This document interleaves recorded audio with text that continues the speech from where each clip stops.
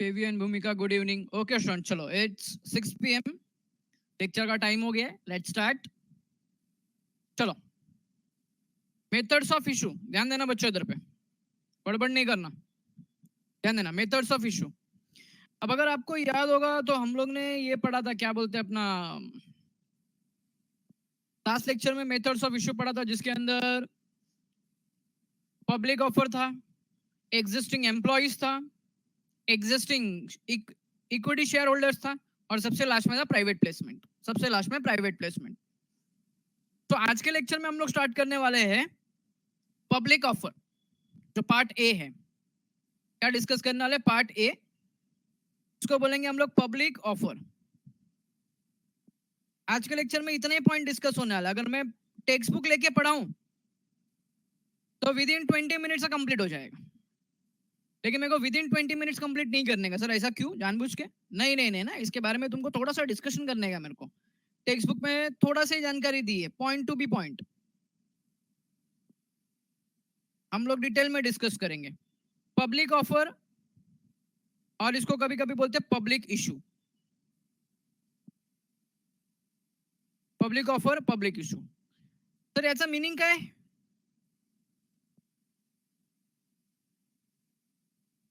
इसका मीनिंग क्या है? तो इसका सिंपल मीनिंग है, invitation to public for subscription of shares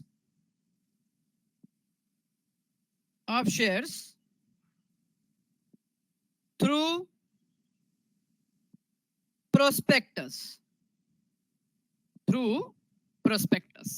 ध्यान देना बच्चों। पब्लिक ऑफर, पब्लिक ऑफर मतलब किसको इनवाइट करेंगे? पब्लिक को, आउटसाइडर को। किसको इनवाइट करेंगे? पब्लिक को, आउटसाइडर को। That is called as public offer. अगर कंपनी के एग्जिस्टिंग एम्प्लॉय को ऑफर किया तो दूसरा केस, कंपनी के एग्जिस्टिंग इक्विटी शेयर को होल्डरों को ऑफर किया, that is a different matter. But अगर ना कंपनी का एम्प्लॉय है, ना कंपनी का क्या बोलते हैं एग्जिस्टिंग इक्विटी शेयर होल्डर है, आउटसाइडर है, तो आउटसाइडर को जब हम लोग इश्यू करेंगे उसको बोलते हैं पब्लिक ऑफर। अब बच्चों यहाँ पे ध्यान दो, ये पॉइंट एक्चुअली लेक्चर के लास्ट में आएगा, बट अभी डिस्कस कर लेता हूं मैं। पब्लिक ऑफर, अब मैं पब्लिक इशू नहीं लिख रहा है, और इसको शॉर्टकट में हम लोग पीओ बोलेंगे। हर जगह पे पीओ जैसा आएगा, पीओ। ये चैप्टर के लिए, ओनली ये चैप्टर के लिए। Public offer, public offer can be, public offer can be two types, two types. Sir दो टाइप कौन कौन सा? एक है initial public offer, sorry, initial public offer objective में पूछता है, जिसको हम लोग बहुत प्यार से बोलेंगे, बाजू में लिख देता हूं मैं, आईपीओ। ये आपको आजकल न्यूज में या मेम्स में बहुत देखने को मिलेगा, आईपीओ। सर आईपीओ क्या है? आईपीओ न्यूज में वगैरह में देखा है क्या? वर्डिंग सुना है? या न्यूज वगैरह में, मीम्स वगैरह में आईपीओ आता है? अच्छा, मीम्स में देखा है, ठीक है, देख लेते हैं क्या है वो। Next,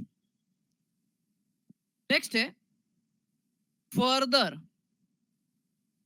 public offer. इसका और दूसरा भी नाम है, लेकिन फिलहाल मैंने फर्दर ही लिखा है, जिसको हम लोग प्यार से बोलेंगे एफपीओ, आईपीओ एंड एफपीओ। तो पहले आप इसका मीनिंग बता दो ना, इसका मीनिंग क्या होता है? Initial public offer. Sir initial public offer का मतलब फर्स्ट टाइम, या तो मैं ना लिखने के टाइम पे बहुत सिलेक्टिवली लिख रहा हूं, very first time shares issued to public. आप अगर ऑब्जर्व करो, जोमैटो का आईपीओ आ रहा है, जोमैटो का। अब जोमैटो जब very first time share issue करेगा ना, उसको बोलेंगे आईपीओ। ध्यान से सुन लेना, Zomato very first time share issue करेगा ना, उसको बोलेंगे आईपीओ। सर ये तो वेरी फर्स्ट टाइम बोला, अभी इसके आगे जो इशू करेगा, तो इसके आगे जो इशू करेगा उसको हम लोग बोलेंगे एफपीओ, उसको बोलेंगे FPO. Any shares issued after IPO called FPO. क्या बोलेंगे उसको? एफपीओ। सर एग्जांपल दो ना छोटा सा। चलो एक एग्जांपल देता हूं, मैं रफ कर दूंगा बाद में। For example company ABC limited है, ध्यान देना, कंपनी एबीसी लिमिटेड है। 10th अप्रैल 2019 को फर्स्ट टाइम 10,000 शेयर्स इशू किया। कितना? 10,000। चलो इसको 19 की जगह पे ना मैं इसको 2008 ले लेता हूं। 4 साल बाद वापस से उसको जरूरत पड़ी। 20th अप्रैल, न्यू कंपनी थी ये, इधर न्यू कंपनी थी, फर्स्ट टाइम इशू की। 20th अप्रैल 2013 को 2000 शेयर्स इशू किए। फिर उसके बाद में 2019 में, कभी 2019 में वापस जरूरत पड़ी तो 1000 शेयर्स वापस इशू कर लिए। तो बच्चों ये जो वेरी फर्स्ट टाइम इशू किया ना, ये 10th अप्रैल को, इसको हम लोग बोलेंगे आईपीओ। क्या बोलेंगे? आईपीओ। और उसके बाद में जितने भी, उसको हम लोग बोलेंगे एफपीओ। अब जैसे मैं जोमेटो की बात करूं, जोमेटो ने कंपनी अभी बनाई है, अब शेयर्स इशू करने जा रहा है, उसको आईपीओ बोलेंगे। उसके बाद फ्यूचर में और जितने शेयर्स वो इशू करने को निकालेगा, that will be called as FPO, subsequent offers. मतलब पहला होने के बाद में बाकी जितने भी ऑफर्स आएंगे उसको हम लोग क्या बोलेंगे, या जितने भी ऑफर करेगा कंपनी उसको बोलेंगे हम लोग एफपीओ। हम लोग उसको एफपीओ बोलेंगे। तो IPO very first time, and after IPO, ध्यान से सुन लेना, आफ्टर आईपीओ जो भी इशू होगा, आफ्टर आईपीओ जो भी इशू होगा, that issue will be called as FPO. इतना पॉइंट समझ में आ गया तुम लोग को? हेलो, इतना पॉइंट समझ में आ गया तुम लोग को?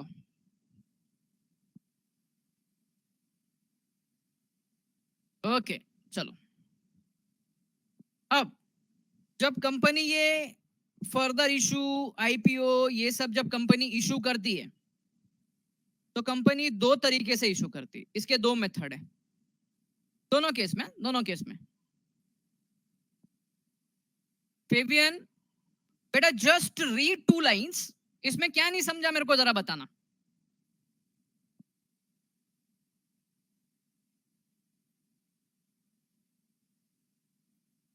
मैंने पूरा एग्जाम्पल एक्सप्लेन करके दिया था बेटा। नाम क्या लिखा है?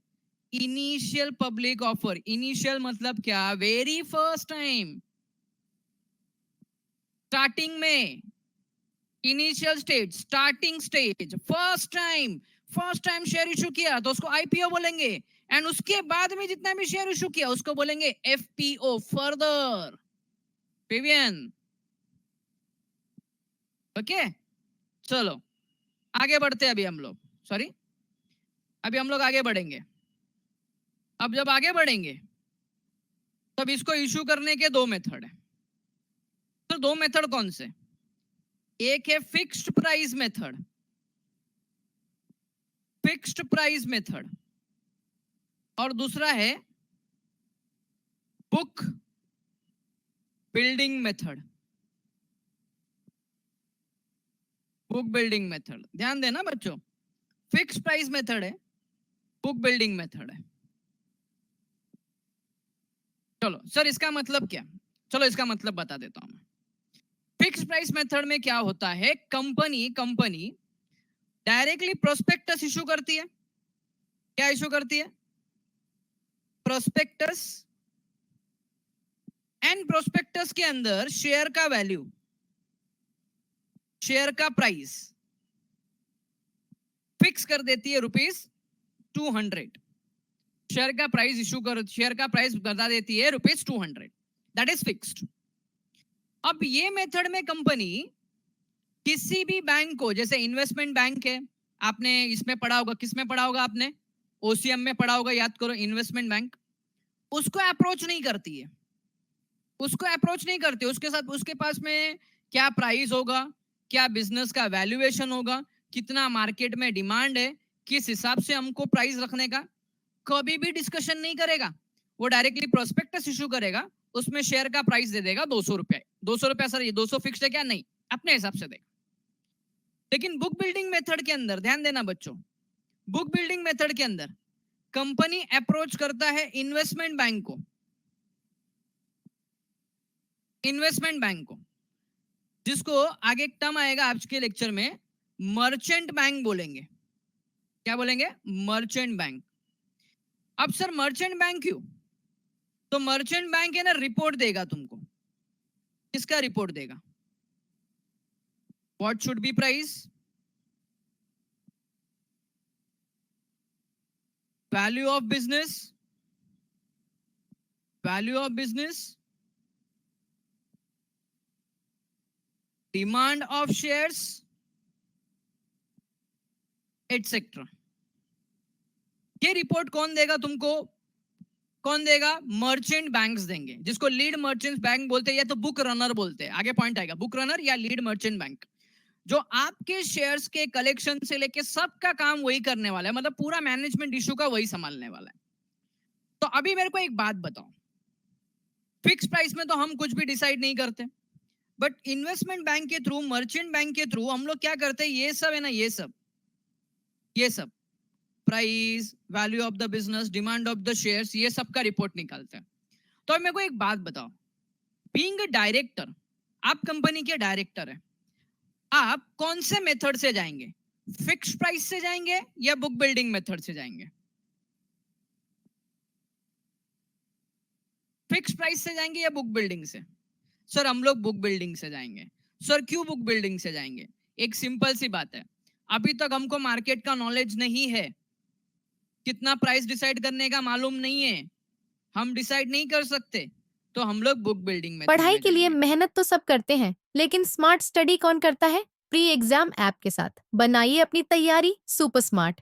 प्री एग्जाम ऐप देता है वाइड रेंज के एग्जाम्स की तैयारी, जैसे JEE, NEET, CAT, CA foundation, CSEET, banking, railway, SSC, MBA entrance, SYJC, com, TYB com और भी बहुत कुछ। Chapter wise tests and mock tests, detailed performance analysis, और अब तैयारी होगी एकदम परफेक्ट। कहीं भी कभी भी पढ़ाई करें, और एक विशाल क्वेश्चन बैंक आपकी तैयारी को बनाए आसान। इंस्टेंट इवैल्यूएशन से तुरंत जानिए अपनी परफॉर्मेंस और पाएं पर्सनलाइज्ड फीडबैक। तो अब देरी किस बात की? प्री एग्जाम ऐप डाउनलोड करें और अपने नाम से रजिस्टर्ड करें, और एक विशाल क्वेश्चन बैंक बिल्कुल फ्री, और अपनी सफलता की कहानी लिखें। लिंक डिस्क्रिप्शन में है। प्री एग्जाम ऐप स्मार्ट तो हम लोग तैयारी बुक का बिल्डिंग साथी। मेथड में जाएंगे। एक मिनट बच्चों,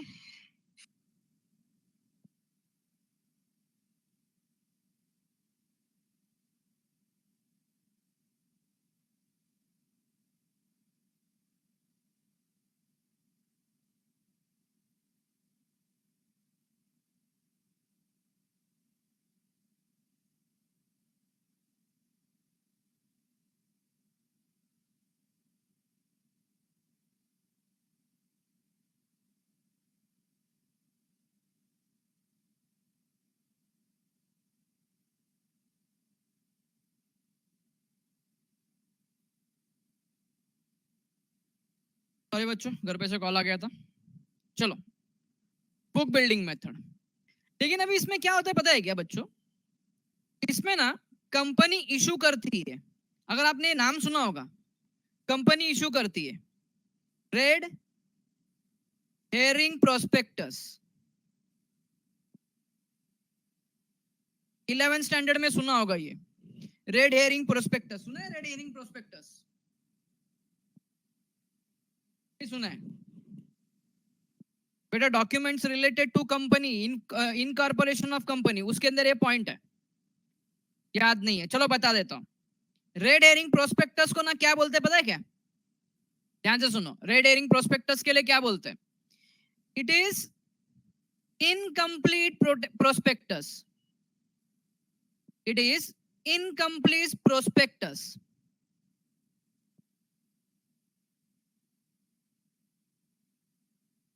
इनकम्प्लीट प्रोस्पेक्टस।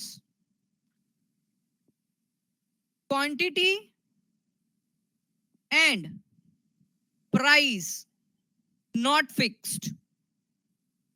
तो अब तुम बोलेंगे सर हम लोग खरीदेंगे कैसा? तो रेड हेयरिंग प्रोस्पेक्टस में शेयर का प्राइस बैंड आता है। क्या आता है? प्राइस बैंड आता है। सर प्राइस बैंड, आप एग्जांपल दो। ये जो प्राइस बैंड है ना, इसको हम लोग बोलेंगे अपने सिंपल लैंग्वेज में price range, price range. For example, जैसा for example share price rupees 180 to rupees 200, 180 to rupees 200, ये शेयर प्राइस है. अब जब ये आ गया 180 टू 200, मैंने इशू कर दिया, तब शेयर परचेस करने के लिए लोग क्या करेंगे? शेयर परचेस करने के लिए लोग क्या करेंगे? वेदांत ने बोला बिड करेंगे, जमीन ने बोला बिड करेंगे, आगे बोलो. अब एक सिंपल सी बात है, रिलायंस का एक छोटा सा एग्जांपल देता हूं, छोटा सा एग्जांपल. रिलायंस है, रिलायंस, ध्यान से सुनना आप. रिलायंस है, रिलायंस ने बोला मैं मेरा शेयर बेचने को निकाल रहा है, मेरा प्राइस बैंड है 100 रुपए से लेके 150 रुपया, इतना ज्यादा नहीं होगा 150 रुपया, बता देता हूँ क्यों नहीं होगा. चलो एग्जांपल लेता हूँ, 100 से लेके 110. तो पब्लिक तो ये चाहेगी परचेस करने के लिए, पब्लिक तो चाहेगी परचेस करने के लिए, तो पब्लिक ये सोचेगी मैं ज्यादा पैसा देगा तो मेरे को मिलेगा, बराबर है. तो पब्लिक क्या करेगी? बिडिंग करेगी. क्या करेगी? बिडिंग करेगी. अब इसका बिडिंग ऐसा नहीं होगा कि लेके बैठ गए और अंबानी शेयर्स लेके बैठ गया, चले बोल 100 रुपया एक, 100 रुपया दो, तो बोलेगा नहीं 101 रुपया. ऐसा नहीं होता है, बता देता हूं उसके अंदर क्या होता है. तो ये प्राइस रेंज है. क्या ये प्राइस रेंज? अब इधर मैं आता हूं, ये बुक बिल्डिंग कंटिन्यू करता हूं मैं. नीचे बुक बिल्डिंग, तो ये हो गया प्राइस बैंड. प्राइस बैंड कितना हो गया? Rupees 180 to rupees 200. सर ये 180 का 400 हो सकता है क्या? नहीं हो सकता. सर क्यों? तो रूल के हिसाब से ना, ये जो मैक्सिमम, ये मिनिमम अमाउंट है, ये मैक्सिमम अमाउंट है. मैक्सिमम अमाउंट कितना होना चाहिए? Minimum plus 20%. सर उससे कम रहा चलेगा? चलेगा, चलेगा. ये जो मैक्सिमम अमाउंट है ना, जैसा अभी फॉर एग्जांपल 100 रुपए है, ये मिनिमम अमाउंट है, तो मैक्सिमम कितना हो गया? 100 प्लस 20% इज इक्वल टू 120. मतलब प्राइस रेंज क्या आ गया? 100 से 120, 100 से 120. सर मेरे को बिडिंग, अगर मैंने बोला मैंने 100 टू 110 रखा, चलेगा? चलेगा, कोई प्रॉब्लम नहीं है, ये चलेगा. सर मैंने 100 टू 125 रखा, चलेगा? नहीं चलेगा. तुम्हारे बुक में नहीं है, खाली तुमको बता देता हूं. ये कितना होना चाहिए? ये दोनों के बीच का डिस्टेंस, सर ये दोनों के बीच का जो डिफरेंस होना चाहिए 20% का होना चाहिए. कितना होना चाहिए? 20%. ये है प्राइस बैंड. अब मेरे को एक बात बताओ, इसमें आपको मिनिमम प्राइस दिखता होगा, बराबर है? Minimum price. सर ये मिनिमम प्राइस को क्या बोलते हैं? तो मिनिमम प्राइस को बोलते हैं फ्लोर प्राइस. क्या बोलते हैं उसको? Floor price. Sir maximum price को क्या बोलेंगे? तो मैक्सिमम प्राइस को बोलेंगे कैप प्राइस और सीलिंग प्राइस. कैप प्राइस और सीलिंग प्राइस है आज के लेक्चर में आगे, लेकिन पहले तुमको बता देता हूं मैं कैप प्राइस और सीलिंग प्राइस. सर याद कैसा रखने का? याद कैसा रखने का? चलो एग्जांपल दे रहा हूं, एग्जांपल दे रहा हूं. सपोज आप घर के अंदर हो, ध्यान देना, जस्ट इमेजिन करो आप घर के अंदर हो, आप स्टैंडिंग में, आप खड़े हो, आप एकदम खड़े हो, आपने कैप पहनी हुई है, आपने कैप पहनी हुई है. अगर मैं आपको बोलूं आप सीधा खड़े हुए तो टॉप पे क्या है, तो आप क्या आंसर देंगे? सर टॉप पे या तो कैप है या तो सीलिंग है. एम आई राइट? हेलो, टॉप पे क्या है? आप एकदम स्ट्रेट खड़े हो, तो आपके लिए टॉप क्या हो गया? सर या तो कैप हो गया या तो सीलिंग हो गया. तो कैप प्राइस और सीलिंग प्राइस. और अगर मैं बोलूं एकदम नीचे क्या है, तो कुछ लोग बोलेंगे सर लेग्स है, पैर है. लेकिन बेटा बराबर है, पैर है, लेकिन पैर आप किधर पे खड़े हो? हम खड़े हैं फ्लोर पे. किधर खड़े? फ्लोर पे. ओके, तो इस तरीके से याद रखने का. ऐसा इधर मैक्सिमम है तो कैप प्राइस, इधर लिख देता हूं मैं नीचे, इधर मैक्सिमम है, सपोज ये हम लोग खड़े ऐसा, तो ये मैक्सिमम है, और हमारे इधर सिर के ऊपर कैप है, तो ये हो गया कैप प्राइस और सीलिंग प्राइस, बराबर है, इधर मैक्सिमम प्राइस, और ये मिनिमम प्राइस इधर हम लोग फ्लोर पे है, तो इसको बोलेंगे फ्लोर प्राइस। क्या होता है एग्जाम में ना, एग्जाम में ये आता है ऑब्जेक्टिव में और हम भूल जाते हैं, इसके लिए मैंने इसको कुछ इस तरीके से याद रखने के लिए बोला है। कुछ लोग देखते रहेंगे सर पंखा भी तो है ना ऊपर, भाई पंखा तो सीलिंग पे लगा है ना, चलो ठीक है सर, लेकिन अब ये होता कैसा है, तो ध्यान देना बच्चों, ये पब्लिक है, कौन है, पब्लिक। पब्लिक क्या करती है, फॉर्म भर के अपना प्राइस करके, फॉर्म के अंदर अपना प्राइस भर के इधर बैंक को दे देती है। किसको देती है, बैंक को, जिसको हम लोग बोलते हैं बुक रनर। बैंक क्या करता है, वो सब एप्लीकेशन लेके जाके किसको दे देता है, कंपनी को देता है। अब कंपनी डिसाइड करेगा, सर कंपनी कैसा डिसाइड करेगा, चलो एग्जांपल देते हैं। अभी कंपनी डिसाइड करेगा, चलो एग्जांपल लेते हैं। कैसा एग्जांपल, तो सपोज मेरा शेयर्स का मिनिमम प्राइस कितना रखा मैंने, 180, फिर उसके बाद में 185, फिर उसके बाद में 190, फिर उसके बाद में 195, फिर उसके बाद में 200। अब तुम बोलेंगे सर 5-5 का गैप क्यों, तो बेटा यहाँ पे ध्यान दो, 5-5 का गैप क्यों, तो यहाँ पे जो ने 5 का गैप रखा है ना, 5 का गैप, ये प्राइस के अंदर ये सब 5 रुपए का जो डिफरेंस रखा है ना, डिफरेंस ऑफ 5, इसको बोलेंगे टिक साइज। क्या बोलेंगे इसको, टिक साइज, टिक साइज बोलेंगे इसको। चलो यहाँ पे ध्यान दो, इसको बोलेंगे टिक साइज। ये सब अभी नहीं, मैं तुमको खाली समझाने के लिए बता रहा हूँ। सर ऐसा क्यों, आपको आपने इसको 5-5 का गैप क्यों रखा, 3-3 का 2-2 का क्यों नहीं रखा, बेटा गैप इसके लिए रखा है, नहीं तो कल जाके फॉर एग्जांपल दिव्य बोलेगा मैंने 183 का कोट किया, फिर उसके बाद में आर्या आके बोलेगी मैंने 182 का किया, फिर आके एक बोलेगा मैंने 181 का किया, एक बोलेगा मैंने 181.50 का किया। तो बेटा ऐसा मेरे को हर एक अमाउंट चेक करने में सालों निकल जाएंगे, किसने कितना बोला है, सब लोग 0.555 करते रहेंगे। तो इसके लिए मैंने क्या किया, एक 5-5 अमाउंट का ये कर दिया, जिसको करने का वो 180 का करेगा, जिसको करने का 185 पे। सर टिक साइज 5 रुपया फिक्स होता है क्या, नहीं बेटा, इसका भी फॉर्मूला कैलकुलेशन है। आपके लिए अभी ये लेवल पे ये कुछ भी मायने नहीं रखता, इसके लिए मैं बताने वाला नहीं हूँ, खाली इतना याद रख देना, उनकी टिक साइज होती है, आप वही वैल्यू सिलेक्ट कर सकते हो अपने मन से नहीं, जैसे 180, 185, 190, 195, 2000 सॉरी 200, इस तरीके से ही आप सिलेक्ट कर सकते हो। सपोज 180 के लिए ध्यान देना बच्चों, 1 लाख एप्लीकेशन आ गए, इधर नंबर ऑफ एप्लीकेशन है, एग्जाम्पल दे रहा हूँ, 1 लाख एप्लीकेशन है। 1,85,000 के लिए मैंने एग्जाम्पल लिया, 2 लाख एप्लीकेशन है।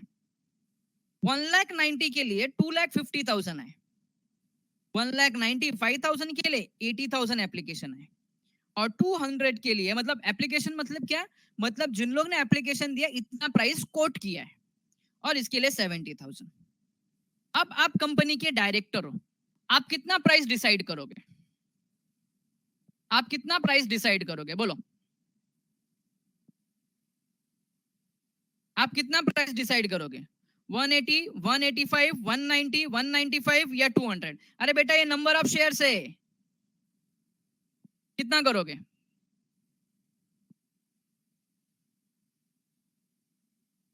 बेटा कंपनी विल सिलेक्ट 190। क्यों, मोस्ट ऑफ लोगों ने इंटरेस्ट दिखाया है 190 में परचेस करने के लिए। कितने में परचेस करने के लिए, 190 में। कितने में, 190 में। अभी आपने बीड 200 की, सपोज आपने बीड की 200 की या 185 की, अब कंपनी 190 बोल रहा है, तो ये कंपलसरी नहीं कि आपको परचेस ही करने का उधर पे, आप परचेस नहीं करोगे तो भी चलेगा, तो कंपनी 190 की बीड करेगी। अच्छा मेरे को एक बात बताओ, अभी मैं सिंपल सा क्वेश्चन पूछता हूँ, देखते हो तुम्हारा दिमाग कितना चलता है। कंपनी ने 190 की बीड क्या की, एक्सेप्ट कर ली, ओके। 195 वाले को शेयर इशू करेगी, यस और नो, करेगी? आंसर इज यस, करेगी। 200 वाले को यस करेगी। अच्छा 180 185 वाले को करेगी क्या? आंसर इज नो, करेगी, लेकिन कब, बोलता हूं मैं, करेगी लेकिन कब। सर ये जो 190 अपना प्राइस डिसाइड हुआ है, अपन इसको क्या प्राइस बोलेंगे, तो बेटा अपन इसको बोलेंगे कट ऑफ प्राइस। क्या बोलेंगे? Cut off price.